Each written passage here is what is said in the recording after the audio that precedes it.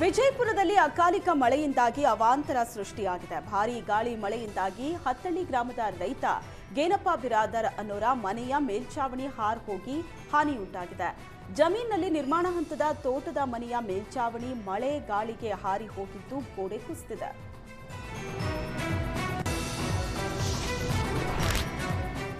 ಸೂರ್ಯನ ಪ್ರತಾಪಕ್ಕೆ ರಾಜ್ಯದ ಜನ ಕಂಗಾಲಾಗಿದ್ದಾರೆ. ಕೊಡಗಿನಲ್ಲಿ 33 ಡಿಗ್ರಿ ಸೆಲ್ಸಿಯಸ್ಗೆ ಏರಿದ್ದು ಬೆಳಗ್ಗೆ 8ರಿಂದಲೇ ಮನೆಯಿಂದ ಹೊರ ಹೋಗಲು ಆಗದೆ ಜನ ಬಿಸಿಲಿಗೆ ಭಯಭೀತರಾಗಿದ್ದಾರೆ.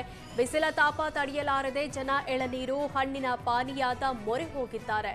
ಮಡಿಕೇರಿಯಲ್ಲಿ 33 ಡಿಗ್ರಿ ಸೆಲ್ಸಿಯಸ್ ಬಿಸಿಲು ದಾಖಲಾಗಿದ್ರೆ ಕುಶಾಲನಗರ, ಪೊನ್ನಂಪೇಟೆ ಭಾಗದಲ್ಲಿ 36 ಡಿಗ್ರಿ ತಾಪಮಾನ ದಾಖಲಾಗಿದೆ.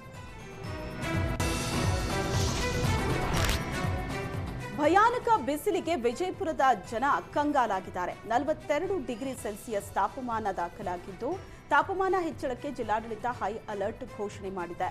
ಅಲಮೇಲ, ಸಿಂದಗಿ, ತಾಳಿಕೋಟೆ ಭಾಗದಲ್ಲಿ 42 ಡಿಗ್ರಿಗೂ ಅಧಿಕ ತಾಪಮಾನ ದಾಖಲಾಗಿದ್ದು ಜಿಲ್ಲಾಸ್ಪತ್ರೆಯಲ್ಲಿ ಹೀಟ್ ಸ್ಟ್ರೋಕ್ ವಾರ್ಡ್ ನಿರ್ಮಾಣ ಮಾಡಲಾಗಿದೆ. ಜಿಲ್ಲಾಡಳಿತ ಸರ್ಕಾರಿ ಕಚೇರಿಯ ಸಮಯ ಸಹ ಬದಲಾವಣೆ ಮಾಡಿದ್ದು ಬೆಳಗ್ಗೆ 8ರಿಂದ ಮಧ್ಯಾಹ್ನ 2 ಗಂಟೆ ತನಕ ಸಮಯ ನಿಗದಿ ಮಾಡಲಾಗಿದೆ. ತಾಪಮಾನ ಇನ್ನಷ್ಟು ಹೆಚ್ಚಾಗುವ ಹಿನ್ನೆಲೆ ಸಾರ್ವಜನಿಕರಿಗಾಗಿ ಗೈಡ್ ಲೈನ್ ಹೊರಡಿಸಲಾಗಿದೆ.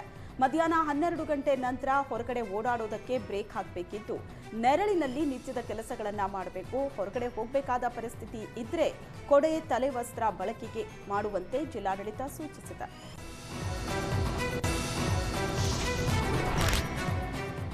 ಮಳೆ ಅಬ್ಬರಕ್ಕೆ ಮಲೆನಾಡಿನಲ್ಲಿ ನಾನಾ ಅವಾಂತರ ಸೃಷ್ಟಿಯಾಗಿದೆ. ಕೊಪ್ಪ ತಾಲೂಕಿನ ಗಾಳಿಗಂಡಿ ಗ್ರಾಮದಲ್ಲಿ ಭಾರೀ ಗಾಳಿ ಮಳೆಗೆ 6 ಮನೆಗಳ ಮೇಲ್ಛಾವಣಿ ಹಾರಿ ಹೋಗಿದೆ.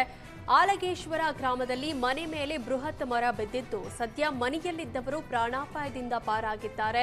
ಸ್ಥಳಕ್ಕೆ ಗ್ರಾಮ ಪಂಚಾಯಿತಿ ಅಧಿಕಾರಿಗಳು ಭೇಟಿ ನೀಡಿ ಪರಿಶೀಲಿಸಿದ್ರು. ಮಳೆ ಅವಾಂತರದಿಂದ ಹಾನಿಯಾಗಿದ್ದಕ್ಕೆ ಸೂಕ್ತ ಪರಿಹಾರ ನೀಡುವಂತೆ ಮಲೆನಾಡಿಗರು ಆಗ್ರಹಿಸಿದ್ದಾರೆ.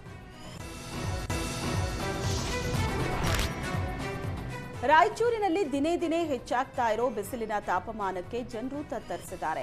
ಹೀಟ್ ಸ್ಟ್ರೋಕ್ ಬಗ್ಗೆ ಆರೋಗ್ಯ ಇಲಾಖೆ ಎಚ್ಚರಿಕೆ ನೀಡಿದೆ. ರಾಯಚೂರು ನಗರದ ಟ್ರಾಫಿಕ್ ಸಿಗ್ನಲ್ನಲ್ಲಿ ಶೆಲ್ಟರ್ ಇಲ್ಲದಕ್ಕೆ ವಾಹನ ಸವಾರರು ಕಂಗಾಲಾಗಿದ್ದಾರೆ. ಕಳೆದ ಬಾರಿ ಸಿಗ್ನಲ್ನಲ್ಲಿ ಶೆಲ್ಟರ್ ಹಾಕಿ ಜಿಲ್ಲಾಡಳಿತ ನೆರಳಿನ ವ್ಯವಸ್ಥೆ ಮಾಡಿತ್ತು. ಈ ಬಾರಿ ಅತಿ ಹೆಚ್ಚು ತಾಪಮಾನದ ಮಧ್ಯೆ ಶೆಲ್ಟರ್ ಹಾಕದೆ ಜಿಲ್ಲಾಡಳಿತ ನಿರ್ಲಕ್ಷ್ಯ ಮಾಡುತ್ತಿದೆ ಅಂತ ಸವಾರರು ಆರೋಪಿಸುತ್ತಿದ್ದಾರೆ. ಸಿಗ್ನಲ್ನಲ್ಲಿ ಶೆಲ್ಟರ್ ವ್ಯವಸ್ಥೆ ಮಾಡುವಂತೆ ಬೈಕ್ ಸವಾರರು ಹಲವು ಬಾರಿ ಮನವಿ ಮಾಡಿದ್ದಾರೆ.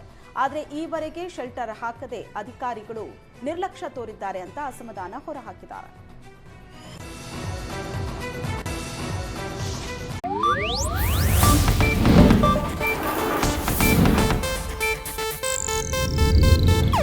ಇದು ಏಷ್ಯಾನೆಟ್ ನ್ಯೂಸ್ ನೆಟ್ವರ್ಕ್ ಪ್ರಸ್ತುತಿ.